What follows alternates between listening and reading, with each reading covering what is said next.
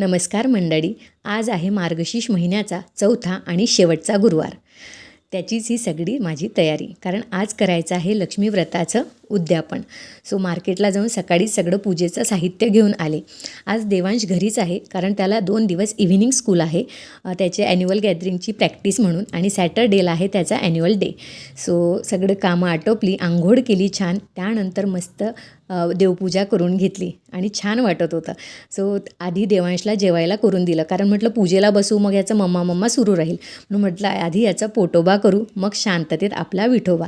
सगळी कामं आवरून घेतली. त्यानंतर मस्त अशी छान साडी नेसून मी रेडी झाले. मला साडी नेसायला फार आवडतं.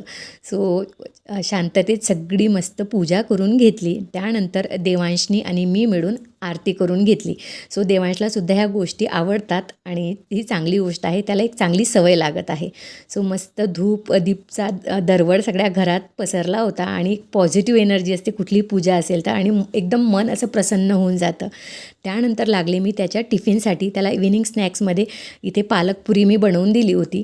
तो छान रेडी झाला आणि त्याची काही ना काही स्कूलमध्ये जाईपर्यंत अशी नौटंकी सुरूच असते. त्याला ड्रॉप करून आले. त्यानंतर मैत्रिणींना हळदी कुंकवासाठी बोलावलं. सो एक करून सगळ्या मैत्रिणी येऊन गेल्या. छान असं हळदी कुंकू त्यांना वाण देऊन झालं. खूप साऱ्या गप्पा गोष्टी झाल्या. त्यानंतर मी सुद्धा मैत्रिणींकडे हळदी कुंकवाला जाऊन आले आणि खूप छान वेळ आम्ही घालवला, मजा आली. घरी येऊन लागले स्वयंपाकाला. आज नैवेद्य करायचा होता. सो इथे गोडामध्ये केली होती शेवयांची खीर. बाकी स्वयंपाक सगळा रेडीच होता. सो स्वयंपाक झाला. त्यानंतर आम्ही गेलो गजानन महाराजांच्या मंदिरात, जे की आम्ही दर गुरुवारी जातो. छान महाराजांचं दर्शन झालं. आल्या आल्या इथे पालखीचं दर्शन झालं, कारण इथून आता पायीवारी पालखी जाणार आहे शेगावसाठी. सो मस्त दर्शन झालं आणि दिवसाचा शेवट असा गोड झाला. भेटूया आपण नेक्स्ट व्लॉगमध्ये. Till then bye bye.